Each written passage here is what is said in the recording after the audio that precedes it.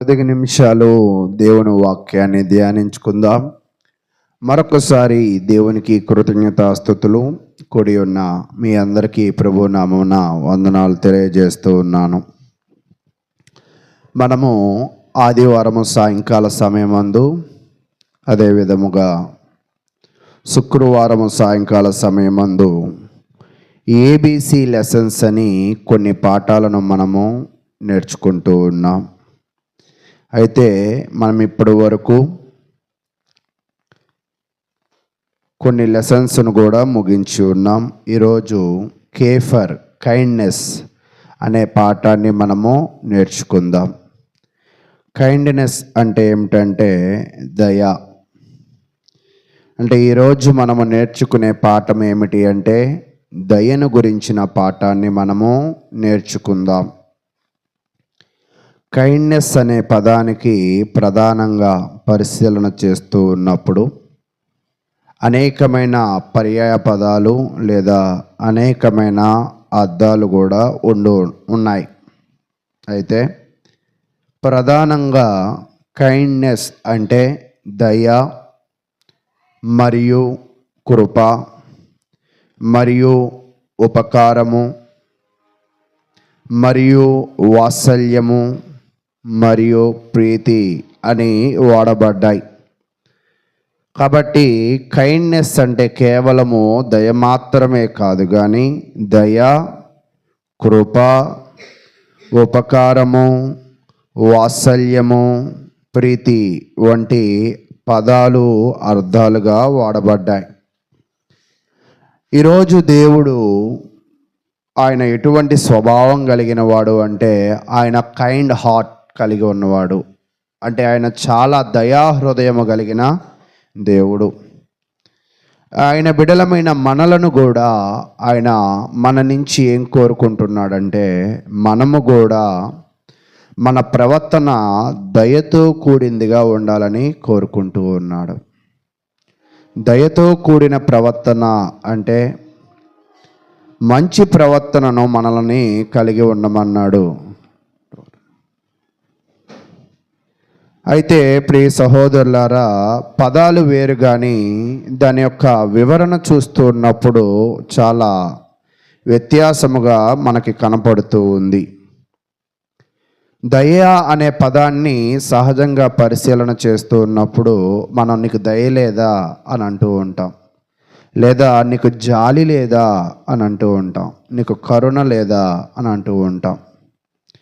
ఇది సర్వసాధారణంగా మనుషులమైన మనము అనేక మార్లు వాడుతూ ఉంటాం. అయితే కృప అనే పదాన్ని మనం చూస్తున్నప్పుడు నాకు దేవుని కృప దొరకాలి అని అనుకుంటూ ఉంటాం. దయేమో మనుషులకి లేదా అని అడుగుతాం, కృపేమో దేవుడు చూపిస్తాడని ఎదురు చూస్తూ ఉంటాం. ఉపకారము, నేను నీకు చాలా ఉపకారం చేశాను, నీకు చాలా మేలులు చేశాను, లేదా నేను నీకు చాలా సహాయపడ్డాను అని కూడా అంటూ ఉంటాం. వాత్సల్యము అంటే ఏమిటంటే ప్రేమతో ఉండడం. ప్రీతి అంటే స్నేహపూర్వకంగా ఉండడం. కాబట్టి ఈ దయ, కృప, ఉపకారము, వాత్సల్యము, ప్రీతి ఈ పదాలన్నీ కూడా ఒకే పదము, కానీ దాని వివరణ సరికి వచ్చేపాటికి చాలా లోతుగా ఉంది. కాబట్టి ప్రియ సహోదరులారా, ఈరోజు మనము నమ్ముకున్న దేవుడు ఎటువంటి వాడు అని ఒకవేళ పరిశీలన చేస్తే, మనము నమ్ముకున్న దేవుడు నిజముగానే కైండ్నెస్ కలిగిన వాడా? మనం నమ్ముకున్న దేవుడిలో ఈ లక్షణాలన్నీ కూడా ఉన్నాయా అని ఒకవేళ మనం ఆలోచన చేస్తే అవును. మనము నమ్ముకున్న దేవుడిలో ఈ లక్షణాలు ఉన్నట్లుగా దేవుని వాక్యం అయితే తెలియజేస్తూ ఉంది. చూడండి, పాత నిబంధనలో కీర్తనల గ్రంథము 106వ కీర్తన, పాత నిబంధన గ్రంథము 106వ కీర్తన 1వ వచనాన్ని ఇక్కడ తెలియజేస్తూ ఉన్నాడు. కీర్తనల గ్రంథము 106వ కీర్తన 1వ వచనాన్ని తెలియజేస్తూ ఉన్నాడు. యెహోవాను స్తుతించుడి. అంటే ఈ భూజనులందరూ కూడా ఎవరిని స్తుతించవలసిన అవసరం ఉన్నది, ఎవరిని మహిమపరచవలసిన అవసరం ఉన్నది, లేదా ఎవరిని సంతోషపెట్టాల్సిన అవసరం ఉన్నది అంటే దేవునిని సంతోషపెట్టాలి. అంటే ఇక్కడ నేను కొన్ని వివరాలను మీకు తెలియజేస్తాను. జరుగుతున్న ప్రతి సందర్భము, జరుగుతున్న ప్రతి కూడిక, జరుగుతున్న ప్రతి పండగ మనము సంతోషపడడానికి కాదు. ఎవరిని సంతోషపెట్టడానికి? దేవుణ్ణి సంతోషపెట్టడానికి.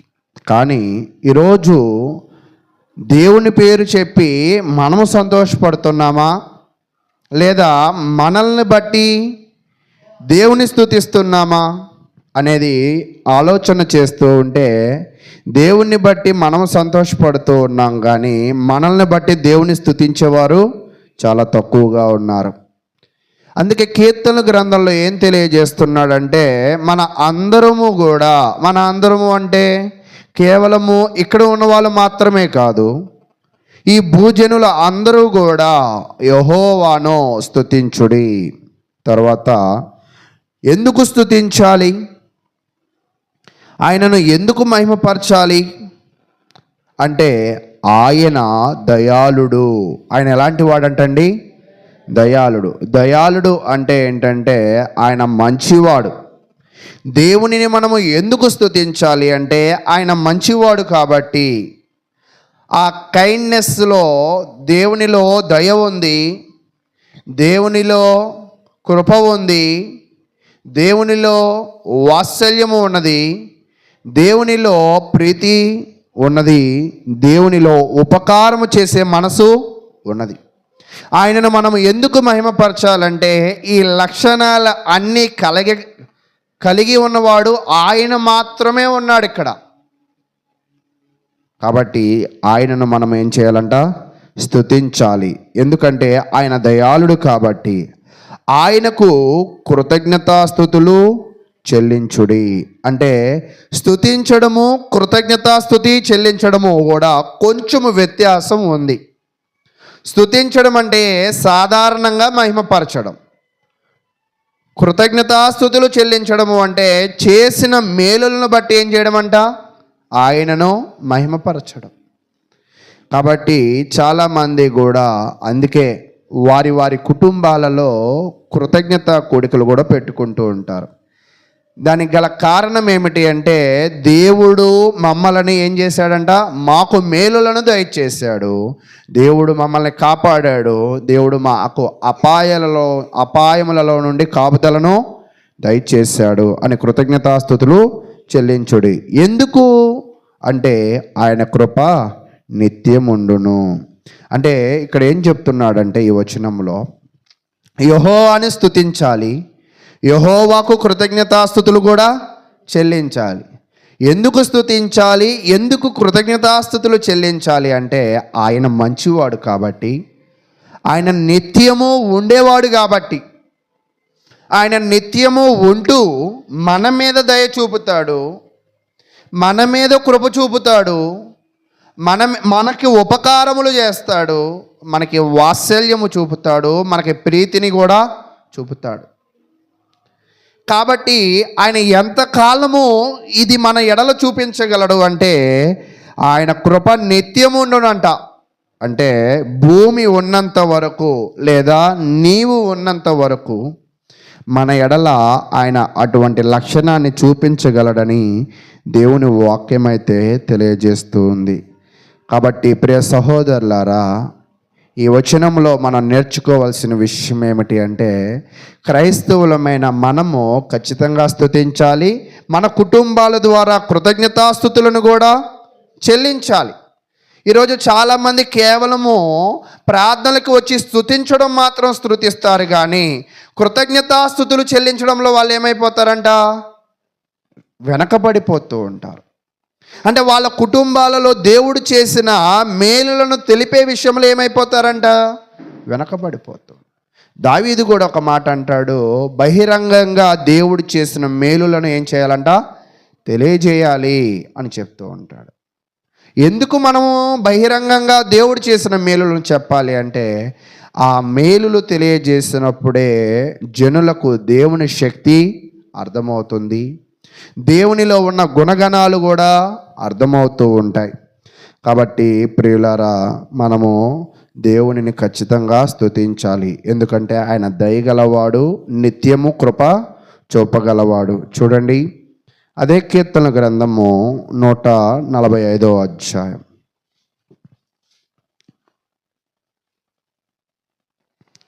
కీర్తన గ్రంథము 145వ అధ్యాయాన్ని మీరు పరిశీలన చేస్తే 9వ వచనాన్ని నేను చదువుతూ ఉన్నాను. 145వ అధ్యాయము 9వ వచనము.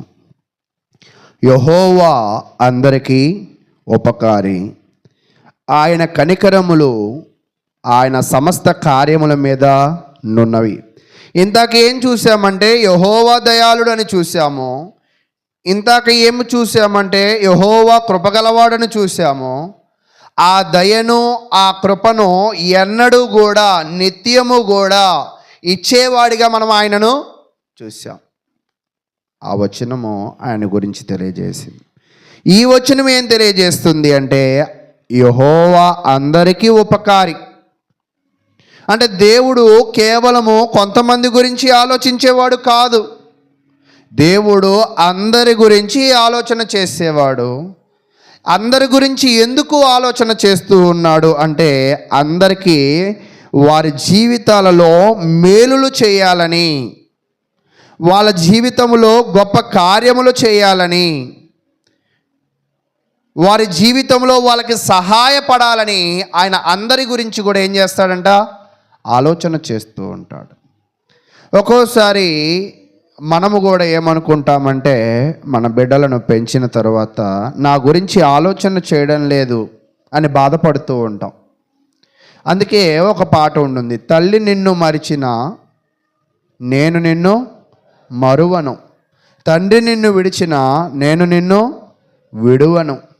ఈరోజు క్రైస్తవులమైన మన ఎడల, యెహోవాను స్తుతించే ప్రజల ఎడల, ఈ లోకంలో ఉన్నవారి అందరి ఎడల కూడా ఆయన ఉపకారము చేస్తాడు. అంటే వారి జీవితాలకి కావాల్సిన మంచి కార్యములను ఆయన చేసేవాడిగా ఉంటాడు. కాబట్టి ప్రియ సహోదరులారా, తర్వాత చెప్తున్నాడు, ఆయన కనికరములు ఆయన సమస్త కార్యముల మీద నున్నవి. అంటే ఆయన వేటి మీద ఆయన కనికరాన్ని చూపిస్తాడంటే, అన్ని కార్యముల మీద, నీ జీవితంలో జరుగుతున్న ప్రతి పని మీద కూడా ఆయన కనికరము చూపడానికి ఇష్టపడుతూ ఉన్నాడు. మళ్ళా చెప్తున్నాను చూడండి, ఆయన దయ చూపగలడు, ఆయన కృప చూపగలడు, ఆయన ఉపకారము చేయగలడు, ఆయన మన ఎడల కనికరము కూడా చూపగలడు. ఇన్ని లక్షణాలు ఆయన మన మీద చూపిస్తూ ఉన్నప్పుడు, ఇన్ని మేలులు ఆయన చేయడానికి ఆయన సిద్ధంగా ఉన్నప్పుడు, మనము ఆయనను తప్పక స్తుతించేవారిగా ఉండాలి.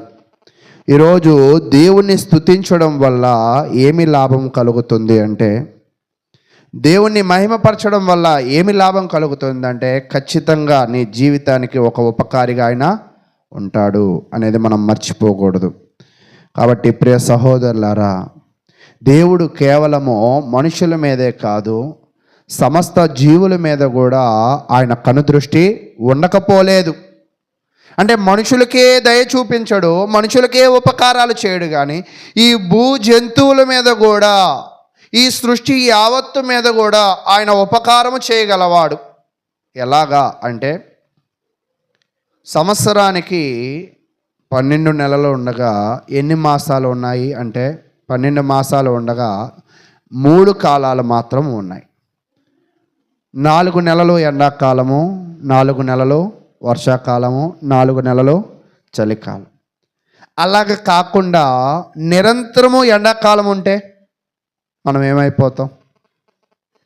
నిరంతరము ఒకవేళ వర్షాకాలం ఉంటే ఏమైపోతాం? నిరంతరము చలికాలం ఉంటే? దేవుడు కాలాలను కూడా మనకి అనుకూలముగా, మనకి మేలుకరంగా, మనకి ఉపకారముగా ఆయన చేస్తూ ఉన్నాడు. కాలాలనే కాదు, చూడండి ఆయన చెప్తూ ఉంటాడు, మత్తయి సువార్త మీరు తీయక్కర్లేదు కానీ, ఆకాశ పక్షులను చూడుడి, అవి విత్తవు, అవి కొయ్యవు, కొట్లలో కూర్చుకొనవు, అయినను వాటిని ఆయన పోషించుచున్నాడు.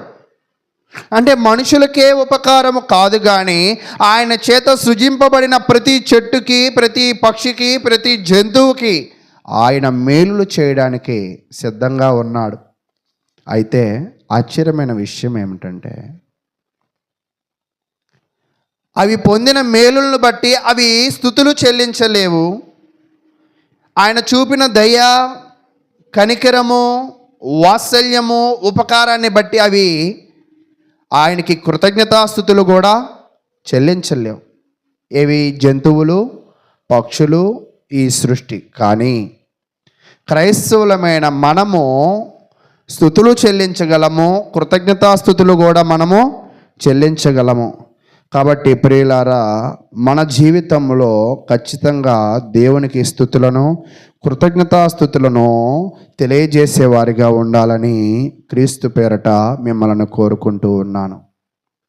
చూడండి, అదే కీర్తనల గ్రంథము 31వ అధ్యాయము, కీర్తనల గ్రంథము 31వ అధ్యాయము 19వ వచనాన్ని నేను చదువుతూ ఉన్నాను. కీర్తనల గ్రంథము 31వ అధ్యాయము 19వ వచనము. నీ యందు భయభక్తులు గలవారి నిమిత్తము నీవు దాచియుంచిన మేలు ఎంతో గొప్పది. నరుల ఎదుట నిన్ను ఆశ్రయించు వారి నిమిత్తము నీవు సిద్ధపరిచిన మేలు ఎంతో గొప్పది. అంటే ఇక్కడ తెలియజేస్తున్న విషయం ఏమిటి అంటే, దేవునిలో దయాహృదయం ఉన్నదని ఎవరికైతే అర్థమైందో, దేవుడు కృప చూపగలిగిన వాడని ఎవరికైతే అర్థమైందో, దేవుడు వాత్సల్యమును, ఉపకారమును, ప్రీతి గలవాడని ఎవరికైతే అర్థమైందో, వారు యెహోవా యందు ఏం కలిగి ఉంటారంట? భయభక్తులు కలిగి ఉంటారు. ఒకవేళ నీవును నేనును కూడా భయభక్తులు కలిగి ఉంటే ఆయన మన కొరకు ఏం చేస్తాడంట? కొన్ని మేలులు దాచి ఉంచుతాడు. ఎందుకు దాచి ఉంచుతాడు అంటే, సమయానికి ఏ మేలు చేయాలో, సమయానికి ఏ ఉపకారము చూపాలో, సమయానికి ఎప్పుడు కనికరించాలో మనకన్నా ఆయనకి బాగా తెలుసు. కాబట్టి సమయమును బట్టి ఆయన మేలులను చేస్తాడు. అందుకే కీర్తన గ్రంథంలో మీరు తీయక్కర్లేదు కానీ 1వ అధ్యాయంలో ఏమంటాడంటే, తన కాలమందు ఫలించు చెట్టు వలె, అంటే చెట్టే తన కాలమందు ఫలిస్తూ ఉన్నప్పుడు దేవుడు కూడా తనకి వచ్చిన సమయం వచ్చినప్పుడు, నీకు అవసరం వచ్చినప్పుడు తన కాలమందు ఆయన నీకు ఏం చూపుతాడంట? దయను, కృపను, ఉపకారమును, వాత్సల్యమును, ప్రీతిని చూపేవాడిగా ఉంటాడు. అయితే అక్కడ చెప్తూ ఉన్నాడు, అలాంటి మేలులు ఎలాంటివంట? ఎంతో, దేవుడు దాచి ఉంచే మేలులు ఎంతో గొప్పవి. నిజంగా అటువంటి గొప్ప మేలులు నువ్వు పొందాలని నీకు ఆశ ఉంటే, అటువంటి గొప్ప ధన్యతలను నువ్వు పొందాలని ఆశ ఉంటే, నువ్వు దేవుని యందు భయభక్తులు కలిగి ఉండాలి. ఈరోజు భయభక్తులు లేని వారికి మేలులు పొందే అవకాశము లేదు. ఒక రకంగా మేలులు పొందే అర్హత కూడా లేదు.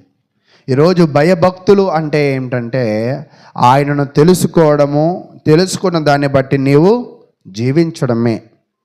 తర్వాత చెప్తున్నాడు, నరుల ఎదుట నిన్ను ఆశ్రయించు వారి నిమిత్తము. ఈరోజు చాలామంది ఏమంటారంటే, ప్రార్థనకి వెళ్ళకపోతే దేవుడు దీవించడా అంటే, ఈ వచనం బాగా వివరంగా తెలియజేస్తుంది. ప్రార్థనకి వెళ్ళడము లేదు అంటే వారు ఎవరిని ఆశ్రయించిన వారు కాదంట? దేవునిని ఆశ్రయించిన వారు ఎప్పటికీ కాలేరు. ఎట్టి పరిస్థితులు మన జీవితంలో మనకి ఎదురైనా కూడా భయభక్తులు కలిగి ఉన్న వాళ్ళు యెహోవాను ఆశ్రయిస్తారు. ఆశ్రయించిన వారు ప్రార్థనా కూటములలో కూర్చుంటారు. ఆశ్రయించు వారి నిమిత్తము, నరుల ఎదుట ఆశ్రయించిన వారి నిమిత్తము నీవు సిద్ధపరిచిన మేలు ఎంతో గొప్పది. అంటే ఎంతో గ్రేట్ బ్లెస్సింగ్స్ ఎవరి కొరకు ఉంచాడంట దేవుడు? ఆయన యందు భయభక్తులు కలిగిన వారిని, ఆయన యందు ఆశ్రయించిన వారిని, ఆయనను స్తుతించిన వారిని, ఆయనకు కృతజ్ఞతాస్తుతులు చెల్లించిన వారికి. కాబట్టి అందుకే మనము మొదటి నుంచి పాఠాలు పరిశీలన చేస్తూ ఉన్నప్పుడు, మనం చూస్తూ ఉన్నప్పుడు ఏ ఫర్ అష్యూరెన్స్, ఎవరైతే దేవుని తెలుసుకుంటారో దేవుడు వారికి అష్యూరెన్స్ అంటే అభయాన్ని ఇస్తాడు, అంటే భరోసాని ఇస్తాడు. బీ ఫర్ బ్లెస్సింగ్ అంటే ఎవరైతే దేవునిని గుర్తెరిగి, ఎవరైతే దేవునిని ఆశ్రయిస్తారో, ఎవరైతే దేవుని యందు విశ్వాసముతో వారి యొక్క జీవితాలను ఈ నరుల లోకములో లేదా ఈ భూలోకములో ఉంటారో, ఖచ్చితంగా వారికి కూడా ఆయన బ్లెస్సింగ్స్ ఇవ్వడానికి ఇష్టపడుతూ ఉన్నాడు. అయితే ప్రియ సహోదరులారా, ఈరోజు నీవు నీ జీవితంలో బ్లెస్సింగ్స్ పొందాలి అని ఆశ కలిగి ఉన్నావా? దేవుని నుంచి అభయాన్ని పొందాలని ఆశ కలిగి ఉన్నావా? ఆ తర్వాత ఏమంటాడంటే కరుణ గురించి అంటాడు.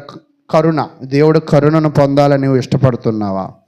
కాబట్టి అలా ఇష్టపడే ప్రతి ఒక్కరు కూడా, అలా ఆశపడే ప్రతి ఒక్కరు కూడా మీ యొక్క జీవితాలలో ఖచ్చితంగా దేవుని యందు భయభక్తులను కలిగి ఉండేవారిగా ఉండాలని దేవుని వాక్యమైతే తెలియజేస్తూ ఉంది. అది ఒక్కటి మాత్రమే కాదు, మనం పరిశీలన చేస్తూ ఉంటే చాలా విషయాలను కూడా మనము నేర్చుకుంటూ ఉన్నాం. కాబట్టి ప్రియులారా, ఈరోజు మీ జీవితంలో మీరు దేవుని దయను అర్థం చేసుకుంటున్నారా? దేవుని దయను ఒకవేళ నీవు అర్థం చేసుకోగలిగినట్లయితే ఖచ్చితంగా నీవు భయభక్తులు కలిగి ఉంటావు. నువ్వు భయభక్తులు కలిగి ఉంటే ఖచ్చితంగా నువ్వేం చేస్తావంటే ఆయన యందు విశ్వాసముతో జీవించేవాడిగా ఉంటావని దేవుని వాక్యం అయితే తెలియజేస్తూ ఉంది. అయితే ఇక్కడ మనం నేర్చుకోవాల్సిన మరొక విషయం ఏమిటి అంటే, ఈరోజు దేవుని యందు విశ్వాసం ఉంచిన మన అందరము కూడా దేవుని దయ అంటే దేవుడు ఎటువంటి గుణగణాలు కలిగి ఉన్నవాడో పూర్తిగా నేర్చుకోవడానికి ఇంకొంచెం ముందుకు వెళ్ళడానికి ప్రయత్నిద్దాం.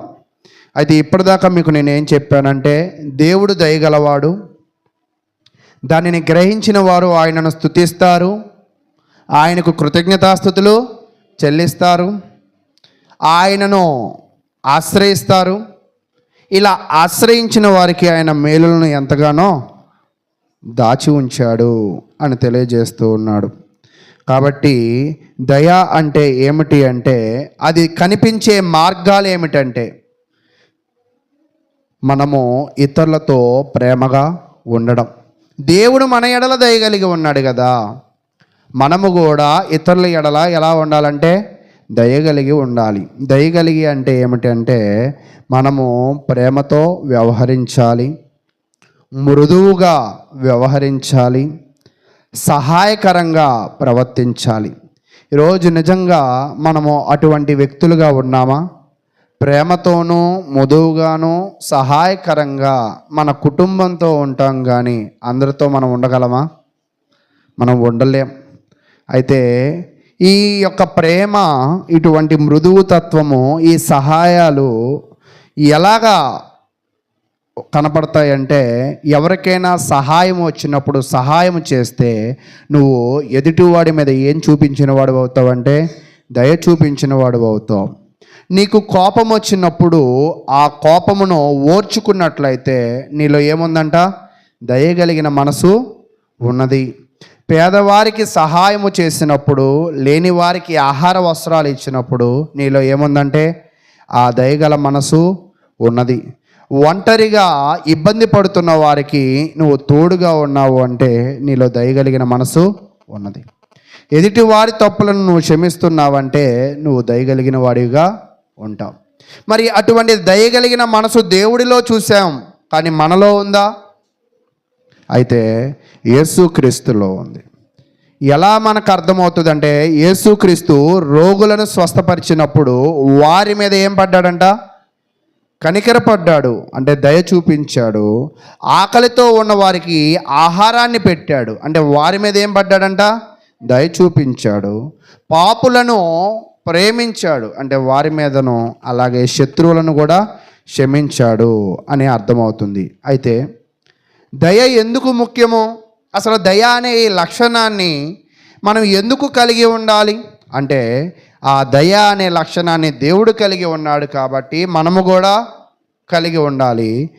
ఈ దయ అనే హృదయము నువ్వు కలిగి ఉంటే, ఈ దయ అనే లక్షణము నువ్వు కలిగి ఉంటే నీ హృదయాలని అది మారుస్తూ ఉంది, గొడవలను తగ్గిస్తుంది, స్నేహాన్ని పెంచుతుంది, దేవునికి మహిమ ఇస్తుంది. కాబట్టి ప్రియులారా, దయ ఎందుకు ముఖ్యము అంటే, దయ కలిగి ఉంటే నీ హృదయం మారుతుంది, దయ కలిగి ఉంటే నీ జీవితంలో గందరగోళ గొడవల పరిస్థితులు తగ్గుతాయి, దయ కలిగి ఉంటే ఇతరులతో స్నేహం అనేది నువ్వేం చేయొచ్చంట, అభివృద్ధి పరచచ్చు అనేది తెలియజేస్తూ ఉన్నాడు.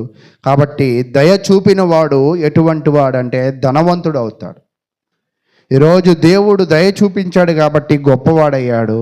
ఆ దయా లక్షణాన్ని నువ్వు కూడా కలిగి ఉంటే నువ్వు కూడా గొప్పవాడు అవడానికి అవకాశము ఉంటుంది. కాబట్టి మనము ఎలా దయ చూపించాలంటే, ఇందాక మీకు తెలియజేసిన విధంగా మనం ఇతరుల ఎడల మనము దయ చూపించాలి. దయ అనేది ఇంకా ఎలా కనపరచాలి అంటే, మన మాటలలో కనపరచాలి.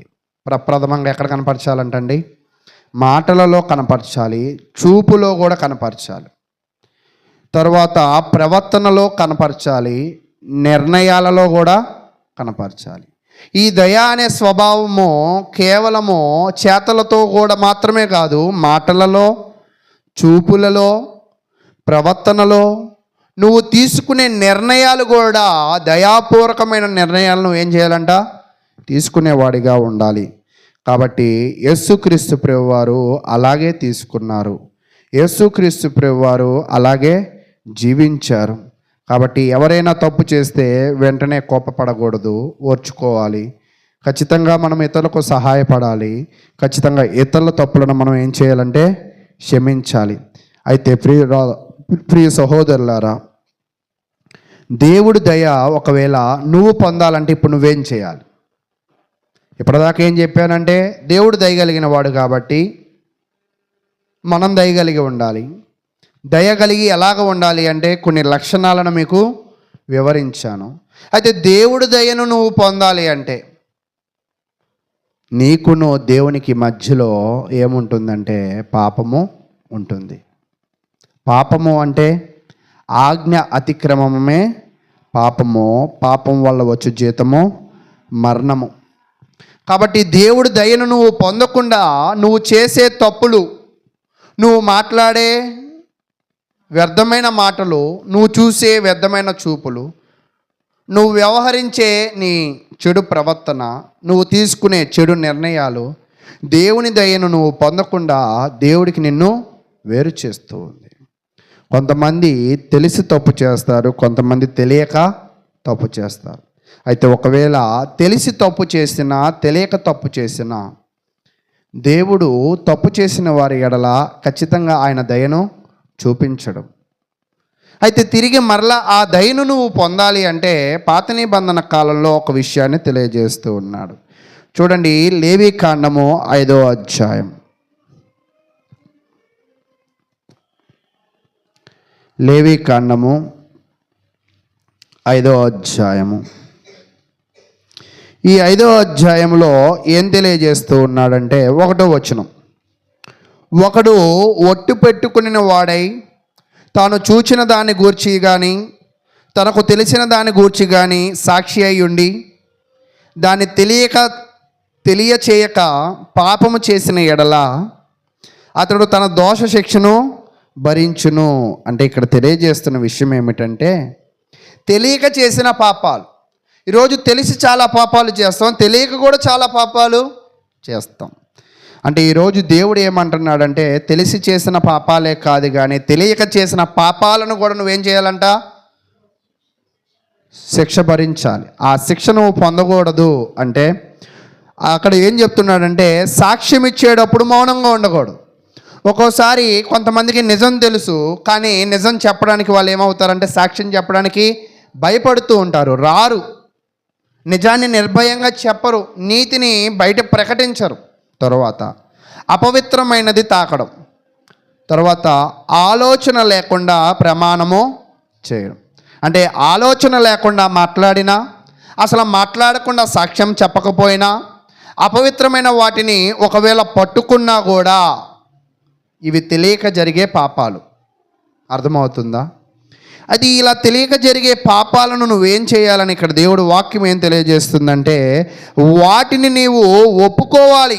5వ వచనం, కాబట్టి అతడు వాటిలో ఏ విషయం అందైనను అపరాధి అగునప్పుడు, అంటే నీ జీవితంలో తెలియక చేసిన పాపాల విషయంలో కూడా నువ్వు అపరాధి అవుతావు, నువ్వు తప్పు చేసిన వాడు అవుతావు. ఖచ్చితంగా ఆ తప్పులను కూడా నువ్వేం చేసుకోవాలంట? దిద్దుకోవాలి. అయ్యో నాకు తెలియకుండా జరిగింది, సారీ అని చెప్తే కుదరదు. ఖచ్చితంగా నీ వల్ల జరిగిన నష్టాన్ని నువ్వే సరిదిద్దాలి. అయితే సరిదిద్దే విషయంలో అక్కడ చెప్తున్నాడు, ఆ విషయమందు మందే తాను చేసిన పాపము ఒప్పుకొని తాను లేవికాండం 5వ అధ్యాయం 5వ వచనం చదివాను. 6వ వచనం, తాను చేసిన పాప విషయమై యెహోవా సన్నిధికి మందలో నుండి ఆడగొర్రె పిల్లే కానీ ఆడు మేకపిల్లే కానీ పాప పరిహారార్థ బలిగా అర్పించవలెను. అంటే తెలియక చేసిన పాపాలకి కూడా ఆ ఇశ్రాయేలు ప్రజలు ఖచ్చితంగా ఏం చెల్లించాలంట? బలి చెల్లించాలి. ఒకవేళ బలి చెల్లించకపోతే శిక్ష విధింపబడుతుంది. అంటే తెలియక చేసే పాపాల నుంచి నువ్వు తప్పించుకోవాలంటే ఖచ్చితంగా ఇశ్రాయేలీలు ఏం చేయాలంట? శిక్షను తప్పించుకోవడానికి గొర్రెను కానీ మేకను కానీ లేదా పేదవాళ్ళు పావురాన్ని కానీ పిల్లల్ని కానీ వాళ్ళు ఖచ్చితంగా అర్పించాలి. ఇక్కడ ఈయన ఏం నేర్పిస్తున్నాడంటే, దేవుడు మన హృదయాన్ని చూస్తాడు, సామర్థ్యాన్ని కాదు. మన సామర్థ్యతను అంగీకరిస్తాడు. అంటే ఈరోజు దేవుడు ఎలాంటి వాడు అంటే, ఆయన దయగలిగిన వాడు కాబట్టి నీ హృదయాలలో ఆయన తొంగి చూసినప్పుడు నీలో దయ ఉందో లేదో చూస్తాడు. దయ ఉంటే నువ్వు ఎదుటివారి విషయంలో న్యాయంగా ప్రవర్తిస్తావు. ఒకవేళ ఎదుటివారి విషయంలో నువ్వు పాపము చేస్తే ఆ పాపాన్ని నువ్వు ఏం చేయాలంటే ఒప్పుకోవాలి, మారు మనసు పొందాలి. మారు మనసు పొందడమే కాదు, ఖచ్చితంగా క్షమాపణ కూడా కోరుకోవాలని దేవుని వాక్యం అయితే తెలియజేస్తుంది. కాబట్టి ప్రియ సహోదరులారా, సత్యాన్ని చెప్పాల్సి వచ్చినప్పుడు నువ్వు మౌనంగా ఉండకూడదు. అపవిత్రమైన వాటిని నువ్వు ఎప్పుడు కూడా తాకకూడదు. అపవిత్రమైన వాటిని అంటే ఏంటంటే, నీ జీవితాన్ని పాపములో పడేసే నీ చూపులే కానీ, నీ మాటలే కానీ, నీ ప్రవర్తనే కానీ, నీ నిర్ణయాలే కానీ పవిత్రంగా ఉండాలి. తర్వాత ఆలోచన లేకుండా ప్రమాణాలు మాటలు ప్రవర్తన చేయకూడదు. అంటే ప్రతిదీ కూడా మనము ఆలోచించేసి జాగ్రత్తగా మనము జీవించాలని దేవుని వాక్యం అయితే కోరుకుంటూ ఉంది. కాబట్టి ప్రియ సహోదరులారా, ఇప్పటిదాకా నేను మీకు ఏం తెలియజేశానంటే, తెలియక చేసిన పాపాల గురించి మీకు తెలియజేశాను. తర్వాత అధ్యాయులు ఏం చెప్తాడంటే, తెలిసి పాపము చేసినా కూడా అతను ఏం చేయాలంటే బలి అర్పించాలి. అంటే పాత నిబంధనలో ఒక వ్యక్తి దేవుని దయను పొందాలి అంటే అతను ఖచ్చితంగా బలి అర్పించాలి. బలి అర్పించినప్పుడే అతడు పాపాలు ఏమవుతాయంట? క్షమింపబడతాయి. దేవుడు అతని పాపాలు అతని మీద నుంచి తీసివేస్తాడు, అతనిని పరిశుద్ధుడిగా మార్చి దేవుడు ఆయన దయను అప్పుడు పంపిస్తాడు. అంటే పాపం ఉంటే దేవుడు ఖచ్చితంగా ఏం పంపించడంట? దయను మనకి పంపించడు. అయితే ఈరోజు దేవుడు నీకు దయను అంటే దయను నీ ఎడలో చూపించాలి అంటే నీవు కూడా ఏం చేయకూడదంట? తెలిసి కానీ తెలియక కానీ పాపాలు చేయకూడదు. ఒకవేళ నీ జీవితంలో తెలిసి తెలియక చేసే పాపాలు ఏమైనా ఉండినట్లయితే ఖచ్చితంగా నువ్వు వాటిని ఒప్పుకోవాలి. వాటి విషయంలో ఏం చేయాలంటే క్షమాపణ అడగాలి. ఈరోజు నిజంగా మనము దేవుని విషయంలో ఎలా ఉంటూ ఉన్నాం? దేవుడి విషయమే కాదు, మనము జనుల విషయంలో ఎలా ఉంటున్నాం? కాబట్టి ఈరోజు మనము తెలిసి చేసినా తెలియక చేసినా మన తప్పులను మనము తెలుసుకుని వాటిని ఒప్పుకొని వాటిని విడిచి వాటికి క్షమాపణ చెప్పి దేవుని దయను పొందడానికి మనం అర్హులము కావాలి. కాబట్టి ప్రియ సహోదరులారా, ఈరోజు నేను తెలియజేస్తున్న విషయము, దేవుని దయను పొందాలంటే ముందుగా దేవుని స్తుతించాలని చెప్పాను, తర్వాత కృతజ్ఞతాస్తుతి చెల్లించాలని చెప్పాను, తర్వాత మనము దేవునిని ఏం చేయాలంట, దేవుని యందు భయభక్తులు కలిగి ఉండాలని చెప్పాను, తర్వాత దేవునిని ఆశ్రయించాలని చెప్పాను, తర్వాత మన పాపములను మనం ఖచ్చితంగా ఒప్పుకొని సరిదిద్దుకోవాలి. కాబట్టి మనము మన జీవితంలో ఎలా ఉంటున్నాము అనేది ఒకసారి పరిశీలన చేయండి. ఎందుకు అంటే మన జీవితంలో మనము కూడా ఒక్కోసారి మనము తెలుసో తెలియకో చాలా పొరపాట్లను చేస్తూ ఉంటాము. చాలా ఇబ్బందికరమైన జీవితాలను జీవిస్తూ ఉంటాము. కానీ దేవుడు మనలను మన ఎడల ఆయన కనికరమును దయను చూపించాలంటే యోషియా గ్రంథం ఒక వచనాన్ని తెలియజేస్తూ ఉన్నాడు. యోషియా గ్రంథము 6వ అధ్యాయం.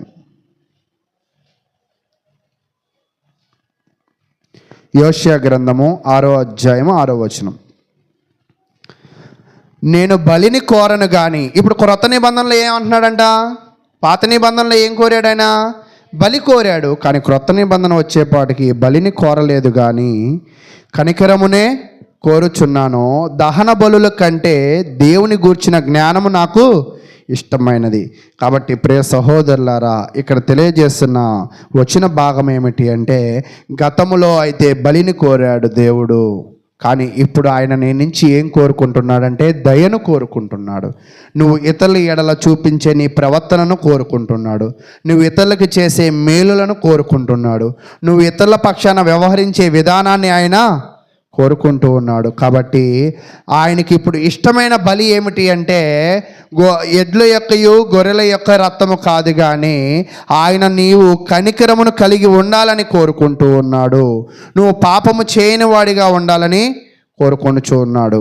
కాబట్టి ప్రియ సహోదరులారా, ఈరోజు నువ్వు దేవుని దయను పొందాలి అని నీకు ఆశ కలిగి ఉంటే, దేవుని ప్రేమను నువ్వు పొందాలి అని కోరుకుంటే, దేవుడు చేసే ఉపకారములు నీకు కావాలి అని నువ్వు కోరుకుంటూ ఉంటే, ఖచ్చితంగా నీవు కూడా ఏం చేయాలంటే నీ జీవితంలో కనికరము అనే దానిని కలిగి ఉండాలి. అయితే ఈరోజు మనము అటువంటి కనికరము అనే స్వభావాన్ని మనము కలిగి ఉంటున్నామా? అందుకే కీర్తన గ్రంథంలో ఒక వచనాన్ని తెలియజేస్తున్నాడు. చూడండి, కీర్తన గ్రంథము 51వ కీర్తన.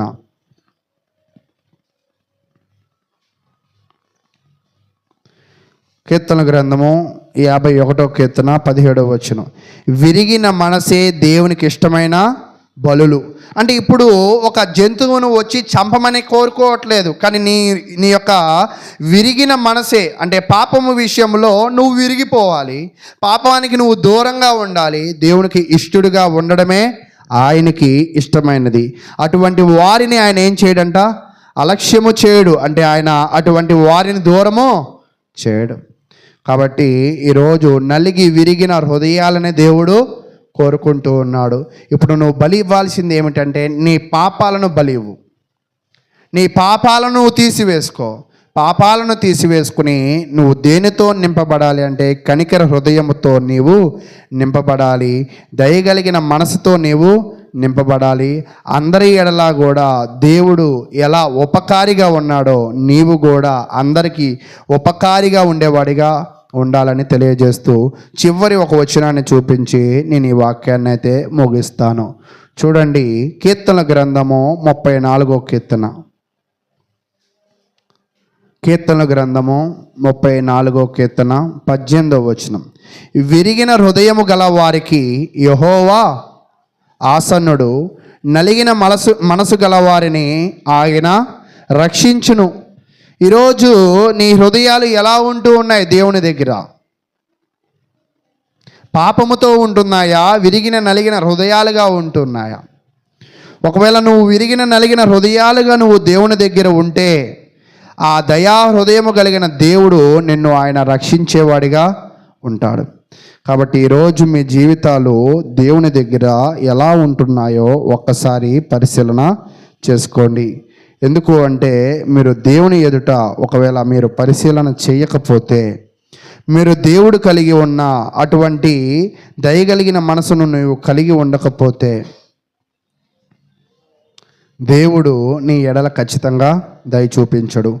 మనుషులలో ఈ స్థితి దేవునికి అతి ప్రియము. అంటే విరిగిన నలిగిన స్థితి దేవుడికి అతి ప్రియము. వారు దుఃఖాకాంతులుగా ఉండడము, అంటే వాళ్ళు ఏడుస్తూ ఉండడం ఆయన ఇష్టం కాదు. ఆయన కోరుకున్న విషయం ఏమిటి అంటే ప్రతి ఒక్కళ్ళు ఆనందంగా ఉండాలి. అంటే భూమి మీద ఎదుటివాడి మీద దయ చూపించేవాడిగా ఉండాలి. కాబట్టి దేవుడు దయగలిగిన వాడు, కరుణామయుడు, జాలి కలిగిన వాడు, కనికరం కలిగిన వాడు. కాబట్టి ఈరోజు దేవుని బిడ్డలమైన మనము కూడా ఇతరుల ఎడల కనికరాన్ని, దయని, ప్రేమని చూపేవారిగా ఉండాలి. అందరికీ మనము ఉపకారిగా ఉండాలి, కానీ అపకారాన్ని ఎప్పుడు కూడా మనం ఏం చేయకూడదంట, తలపెట్టకూడదని తెలియజేస్తూ ఎంతో ఓపికగా విన్న మీ అందరికీ ప్రభు నామమున వందనాలు తెలియజేస్తూ ఉన్నాను.